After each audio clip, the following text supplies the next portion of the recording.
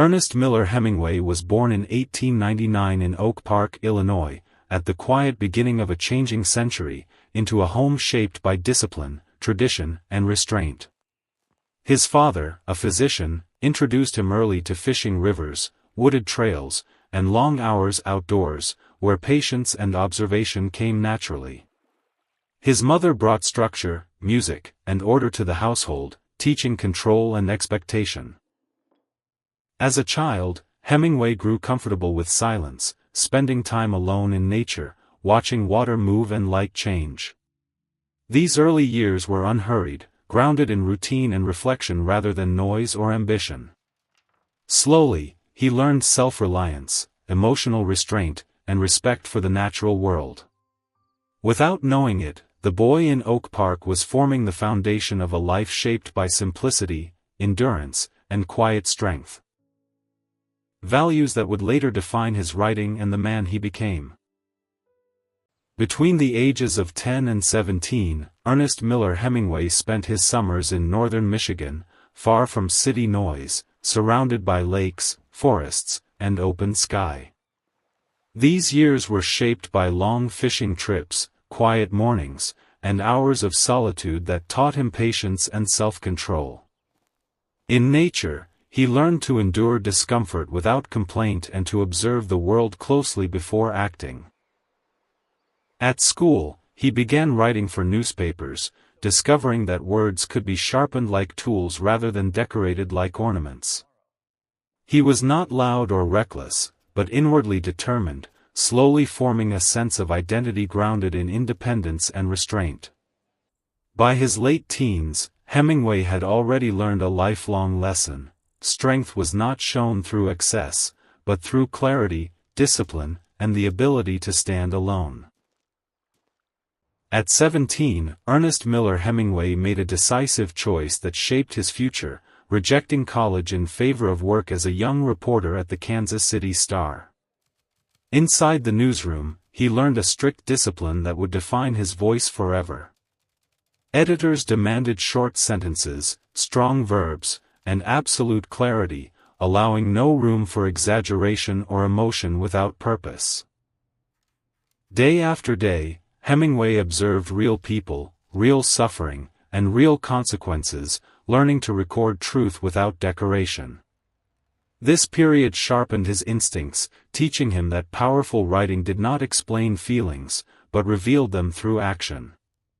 At only 18, he was already forming a personal code: write honestly, cut what is unnecessary, and trust the reader.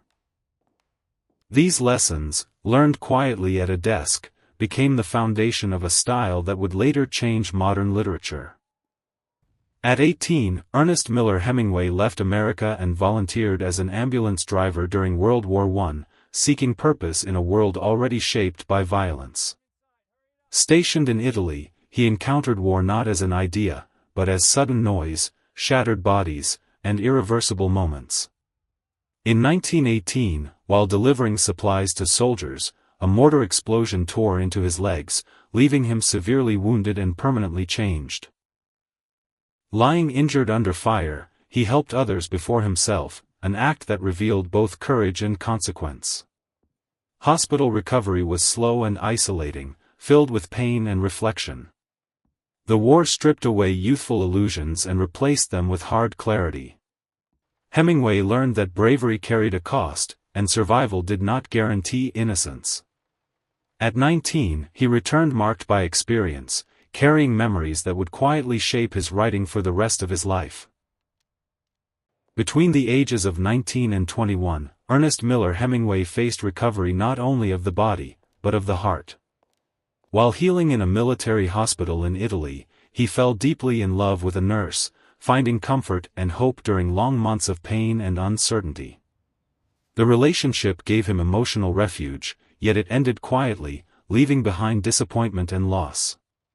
This experience taught Hemingway a lasting lesson about love, that it could be powerful, brief, and unresolved. Returning to America, he carried emotional restraint rather than bitterness, learning to hold feelings inward instead of displaying them openly.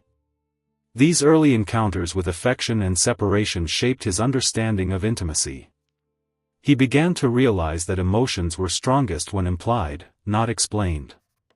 In Silence and Recovery, Hemingway was slowly forming the emotional discipline that would later define both his relationships and his writing. Between the ages of 22 and 24, Ernest Miller Hemingway embarked on a transformative chapter of life, marrying Hadley Richardson and moving to Paris, a city alive with artistic experimentation and post-war energy. Surrounded by expatriates, writers, and thinkers, he encountered ideas and styles far beyond the quiet confines of Oak Park. Paris offered both freedom and challenge, a world that demanded observation, reflection, and engagement with life's complexities. Hemingway explored cafes, streets, and libraries, absorbing the rhythm of the city while quietly honing his craft. Though young, he approached marriage, career, and social life with a disciplined mind, balancing personal growth with creative ambition. These years laid the foundation for his emerging literary voice, teaching him the value of clarity, restraint, and living fully in order to write authentically, while cultivating the independence that would define his life and work. Between the ages of 24 and 26, Ernest Miller Hemingway fully immersed himself in the literary and artistic world of post-war Paris, surrounded by the so-called lost generation, expatriates disoriented by the aftermath of the Great War. He observed their search for meaning, their restless energy, and their simultaneous despair and creativity. Under the guidance of mentors like Gertrude Stein and Ezra Pound, Hemingway learned to refine his prose, cut unnecessary words, and trust the power of implication rather than explanation. He walked the streets of Paris, sat in cafes for hours, and absorbed the subtle rhythms of life, shaping his emerging literary voice with patience and discipline. These years taught him that clarity, observation, and emotional restraint were as essential as courage and experience. By 26, Hemingway's style was beginning to reflect a unique balance of simplicity, intensity, and profound insight into the human condition. At the age of 26 to 27, Ernest Miller Hemingway published The Sun Also Rises, marking his arrival as a distinct and powerful literary voice. The novel captured the disillusion and restlessness of expatriates in post-war Europe, portraying their searching for meaning, fleeting joys, and quiet despair. Hemingway's prose, stripped of excess, reflected clarity, precision, and emotional depth, revealing experience rather than explaining it. This work demonstrated the effectiveness of his iceberg theory, where the weight of feeling lies beneath the surface, unspoken yet deeply felt. Walking the streets of Paris, observing cafes and rivers, he refined a style that valued observation, discipline, and restraint. By 27, Hemingway had established himself not just as a writer, but as a chronicler of human endurance, courage, and the understated poetry of everyday life, signaling the start of a career that would reshape modern literature. Between the ages of 27 and 30, Ernest Miller Hemingway refined his signature style, developing what he called the iceberg theory, a philosophy that would come to define modern literature. He learned that the deepest emotions and truths should remain beneath the surface, visible only through carefully chosen actions and dialogue. Hemingway's writing became a study in restraint, clarity, and precision, cutting away any words that did not serve the core meaning. He explored themes of courage, endurance, and human vulnerability, showing rather than telling, trusting readers to grasp what lay beneath.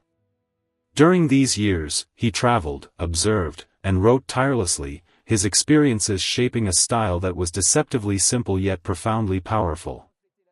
By 30, Hemingway had mastered the balance between minimalism and emotional resonance, producing works that were sparse in language but vast in depth, influencing generations of writers to come.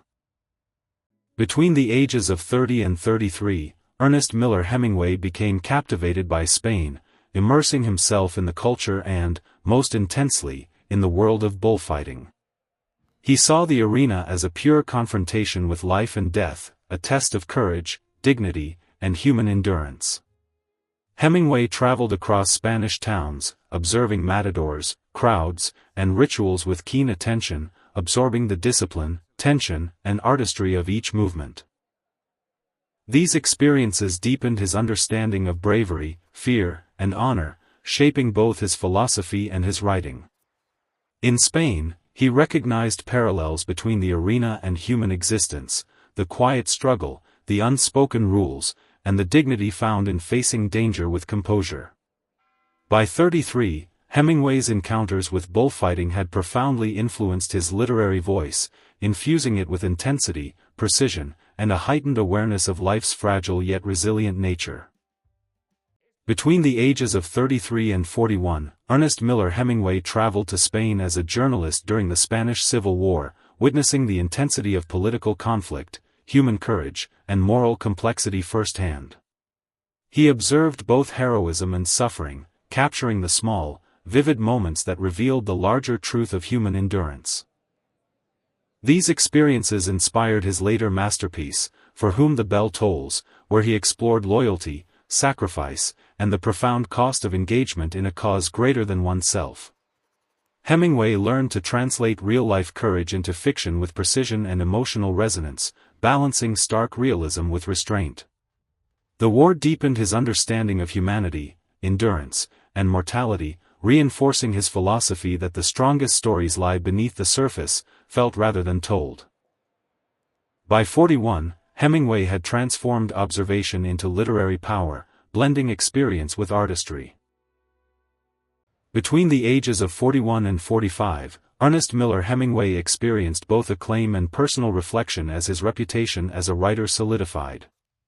With works like For Whom the Bell Tolls earning international attention, Hemingway confronted the duality of public recognition and private self-expectation.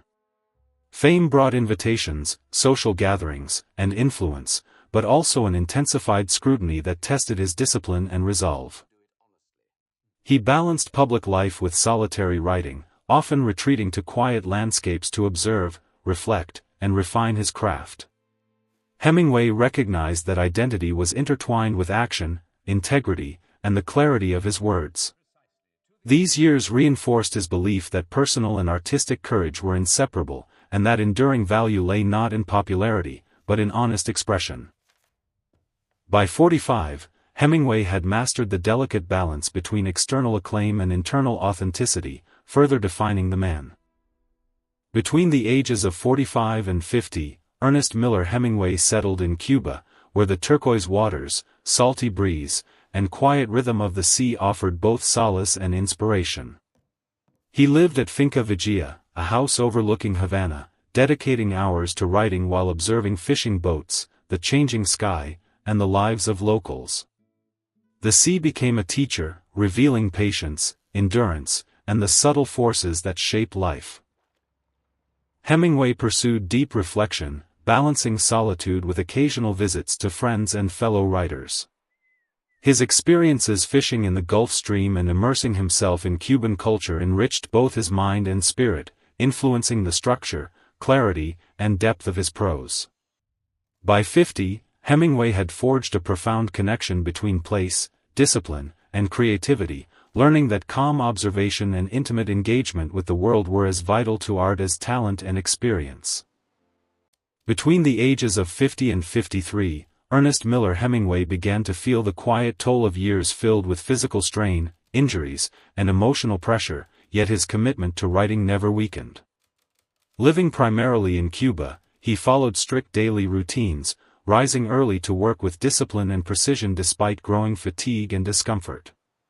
Pain became familiar, but purpose remained stronger. Hemingway wrote slowly, revising carefully, believing that honesty on the page required endurance off it. Though his body resisted, his mind remained focused on clarity, structure, and truth. These years were marked by persistence rather than speed, by resolve rather than ease. Hemingway understood that creation was not dependent on comfort, but on dedication. By 53, he stood as a man confronting limitation without surrender, proving that artistic integrity could survive even as physical strength quietly faded. Between the ages of 53 and 54, Ernest Miller Hemingway quietly shaped the story that would define his later life, drawing inspiration from the sea he knew so well. Living in Cuba, he reflected on endurance, dignity, and the quiet struggle between man and nature. His daily routine was steady and disciplined, often beginning before sunrise, as he refined a simple yet powerful narrative about an aging fisherman and the meaning of perseverance. Hemingway stripped language to its core, allowing emotion to exist beneath the surface rather than on the page. The character grew slowly, shaped by patience, observation, and lived experience. This period was not driven by ambition, but by honesty. By 54, Hemingway had transformed reflection into clarity, creating a story born from restraint, humility, and respect for human resilience. Between the ages of 54 and 55, Ernest Miller Hemingway finally received the recognition that had long eluded him, as The Old Man and the Sea was published and embraced worldwide. Readers and critics alike praised its simplicity, strength, and emotional depth, recognizing the quiet mastery behind its restrained language. The story affirmed Hemingway's belief that truth in writing did not require excess, only honesty and discipline. Though public praise arrived, Hemingway remained inwardly reflective, aware that success carried its own weight. Living in Cuba, he continued to rise early, maintaining routine over celebration. This period brought validation rather than triumph, confirming that endurance, patience, and restraint could still move the world. By 55, Hemingway stood acknowledged not as a loud voice, but as a steady one, whose work proved that profound meaning could exist beneath the simplest words. Between the ages of 55 and 58, Ernest Miller Hemingway's world began to quietly narrow as physical pain, lingering injuries, and emotional weight slowly reduced his freedom.